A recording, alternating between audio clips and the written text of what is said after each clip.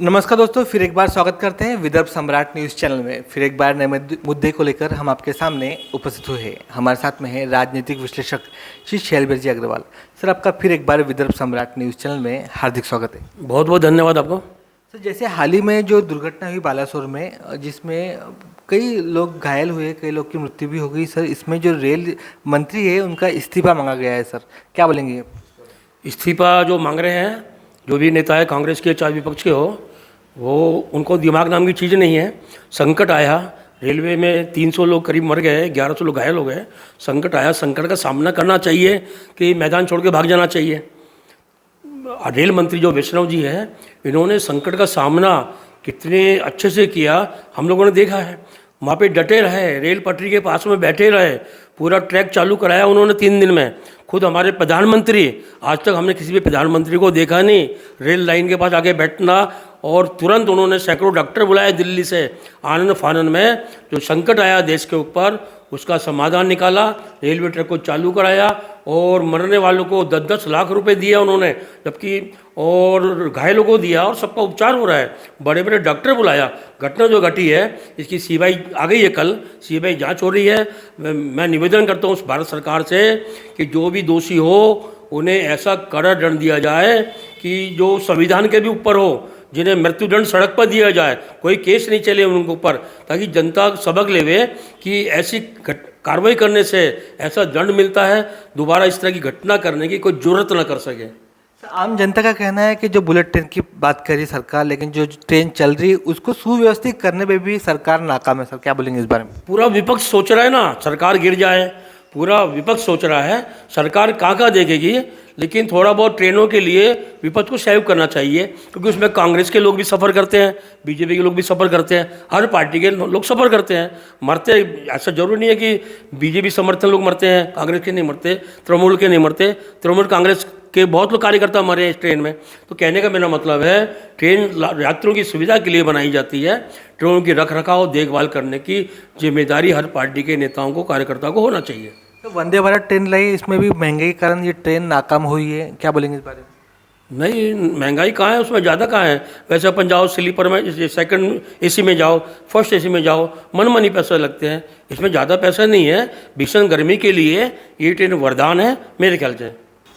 Sir, हाल ही में हमको देखने मिला जो कुछ नेताओं द्वारा गौमांस खाने के लिए उनको प्रोत्साहित किया जा रहा है, और गौमांस खाने के लिए बताया जा रहा है कि वो गौमांस खाना कुछ गलत नहीं है, जबकि गौ माता को हम माता बोलते हैं और उसको बहुत एक आदरणीय स्थान है अपने देश में। तो आपको लगता नहीं कि इनके खिलाफ कार्रवाई होना चाहिए? इतना ही नहीं, जो भी गाय को काटता है या फिर मारता है उसके खिलाफ भी कानूनी कार्रवाई होना चाहिए। कर्नाटक के उस मंत्री को तुरंत बर्खास्त करके गिरफ्तार करना चाहिए, ताकि कोई दूसरा नेता, कोई मंत्री ऐसा वक्तव्य देने की जरूरत ना कर सके। गाय का जो दूध पीते हैं वो भी दूध पीते होंगे, दूध पी के बड़े होंगे, ऐसे आदमी को तुरंत फांसी की सज़ा देना चाहिए, मंत्रिमंडल से निकालना चाहिए। लेकिन निकालेंगे नहीं, क्योंकि वह कांग्रेस की सरकार है, कांग्रेस की संस्कृति है इस तरह का वक्तव्य देना, इस तरह का जहर उगलना, ये कांग्रेस की संस्कृति है। उसको केंद्र सरकार हस्तक्षेप करना चाहिए। उस मंत्री को तुरंत जो है बर्खास्त, सरकार नहीं करे तो पूरी सरकार को धारा 356 के तहत बर्खास्त कर देना चाहिए। मैंने पूर्व में देखा था, जब बाबरी ढांचा गिरा था, सिर्फ ईंट पत्थर की दीवार थी, वो ढांचा गिरने पे तत्कालीन नरसिंह राव सरकार ने भारतीय जनता पार्टी की 4 सरकारों को बर्खास्त कर दिया, जिनका कोई दोष नहीं था। और ये सरकार, केंद्र सरकार क्यों बर्खास्त नहीं कर रही है ऐसे लोगों की सरकारों को जो गौ माता की हत्या करने के लोगों को बोल रहे हैं?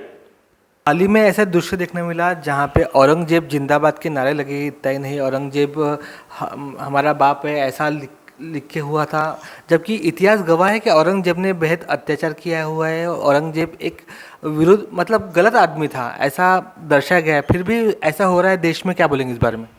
औरंगजेब के परदादा सम्राट बादशाह अकबर, जिनकी 13 बीवियाँ थी, इतिहास में हमने पढ़ा 13 बीवियाँ थी, 9 रत्न थे। तो 9 रत्न में 3 हिंदू भी थे। बीरबल ब्राह्मण था, और मान सिंह क्षत्रिय था, और राजा टोडरमल वैश्य था।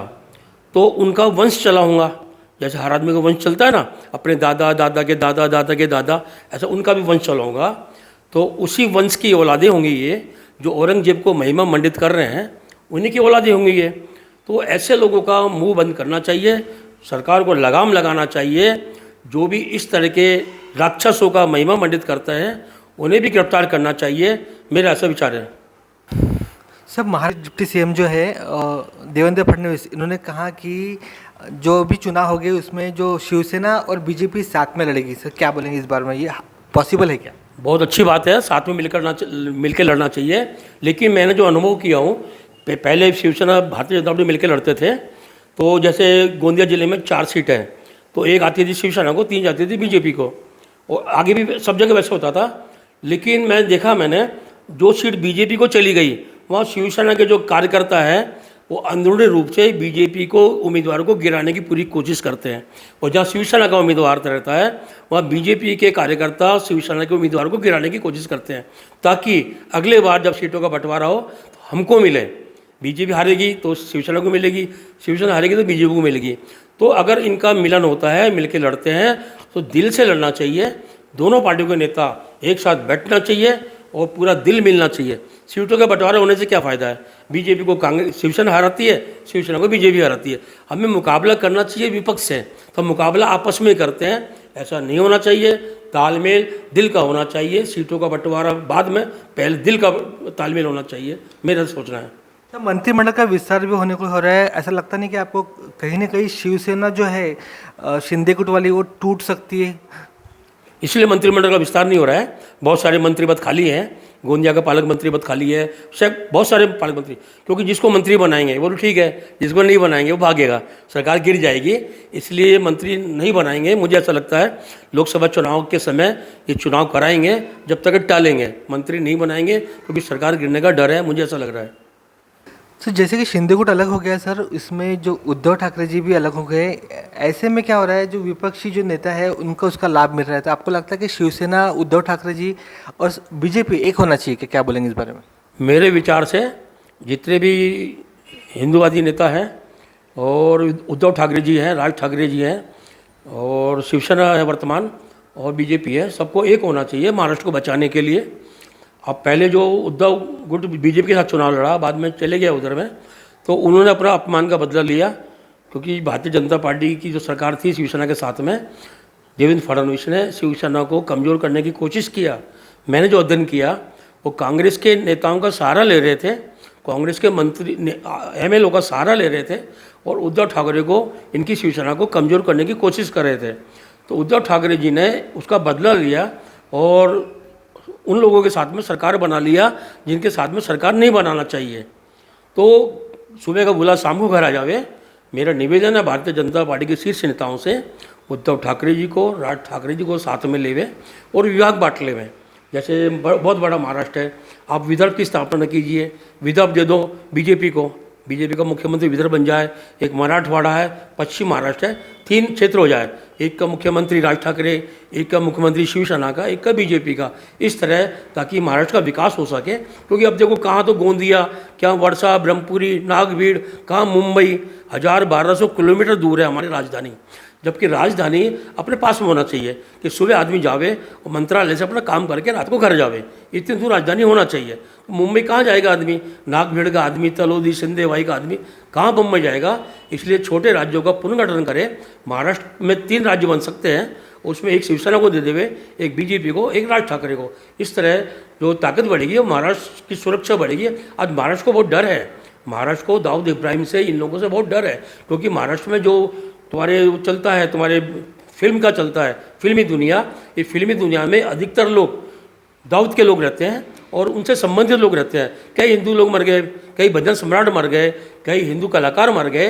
ये सब इनको बचाने के लिए, इनको मरने से बचाने के लिए सभी को एक होना चाहिए, ऐसा मैं विनती करता हूँ, अपील करता हूँ।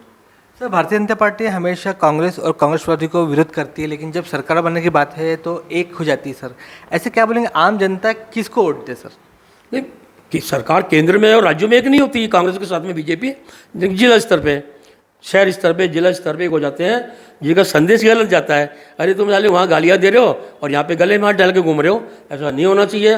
विरोध यानी विरोध, दोस्ती यानी दोस्ती। दोस्तों से कट्टर से दोस्ती करो और दुश्मनों से कट्टर से दुश्मनी करो, ये नियम होना चाहिए। सर, आपको लगता नहीं कि जो भारतीय जनता पार्टी है, कांग्रेस के नेता लेने से कांग्रेस वाली हो गई है? आधी कांग्रेस के नेता है भारतीय जनता पार्टी में। भारतीय जनता पार्टी में कुछ परसेंटेज लोग बचे हैं जो पुराने जनसंघी हैं, जो 6 अप्रैल 1980 से भारतीय जनता पार्टी से जुड़े हैं, उसमें से करीब 50% लोग तो घर में बैठ गए और भारतीय जनता पार्टी कांग्रेस में होते जा रही है। कांग्रेस वाले आ रहे हैं, अवसरवादी आ रहे हैं, जैसी हवा खराब दिखेगी मतलब फटाफट भागेंगे। जैसे उत्तर प्रदेश में भाग रहे थे लोग, जिसको देखो वो स्वामी प्रसाद मौर्य भाग रहा था, दूसरे लोग भाग रहे थे, लेकिन बीजेपी आ गई वहाँ पे, क्योंकि एक मजबूत आदमी था ना वहाँ पे, योगी आदित्यनाथ मजबूत आदमी आ गई। तो ऐसे अगर माहौल बना बीजेपी का, तो 2024 के टाइम पे फटाफट भागेंगे। तो भाजपा के नेतृत्व से अपील करता हूँ, कांग्रेस आए हुए लोगों पे ज़्यादा भरोसा नहीं करें, अपने पुराने नेताओं पे भरोसा करें, उनको जगाएं और उनको विश्वास में लें। क्योंकि अटल बिहारी वाजपेयी बोलते थे कि मुझे पुराने कार्यकर्ताओं पे भरोसा है, नए पे भरोसा नहीं है, नए कब निर्णय चलाएंगे, नया 9 दिन पुराना 100 दिन वाली कहावत पे चलना चाहिए बीजेपी के नेताओं को। कहीं ना कहीं ऐसा मैसेज आ रहा है कि ईडी से बचना है तो भारतीय जनता पार्टी को ज्वाइन करो, ये मैसेज बहुत देर से चल रहा है, क्या बोलेंगे इस बारे में? सत्ता है इसलिए, जो सत्ता रहेगी उसके साथ लोग स्वार्थी लोग हैं, भ्रष्टाचारी लोग हैं, जो भी है सत्ता के साथ जुड़ना चाहेंगे ताकि हमारे पाप धुल सके, दब सके। वो तो नियम है प्रकृति का। कांग्रेस की सरकार रहेगी तो लोग कांग्रेस में भागेंगे, भाजपा की है तो कांग्रेस में भागेंगे भ्रष्टाचारी लोग। उन नेताओं को सोचना चाहिए कि उनको क्यों लेवें, जब तुम्हारे पास में चरित्रवान देशभक्त लोग बैठे हैं, उनको लाओ अपने घर से निकाल के भाई। लेकिन वैसा नहीं हो रहा है, सत्ता के नशे में मदहोश है, ऐसा नहीं होना चाहिए। सर, भारतीय जनता पार्टी पाप धोने वाली वॉशिंग मशीन बन गई सर, क्या बोलेंगे? बिल्कुल भारतीय जनता पार्टी गंगा नदी की तरह है। इसमें कोई भी नाला आता है तो उसका गंगा जल बन जाता है। वो प्रभु मेरे अवगुण चित्त न धरो, समदर्शी है नाम तियारो, चाहे तो पार करो, एक नदिया एक नार बहत है, मेले ही नीर भरो, प्रभु मेरे अवगुण चित्त न धरो। तो ऐसा सब जा रहे हैं गंगा नदी में, अपना डुबकी लगा रहे हैं, सब जा रहे हैं, गंदे नाले भी जा रहे हैं उसमें, ऐसा है। धन्यवाद सर। दोस्तों, आज का ये एपिसोड आपको कैसा लगा जरूर हमें सूचित करें। अगर आपको हमारे एपिसोड सही में अच्छे लगते हैं तो उसे शेयर करें, लाइक करें और कमेंट करना बिल्कुल ना भूलें। देखते रहिए विदर्भ का नंबर 1 चैनल विदर्भ सम्राट। धन्यवाद।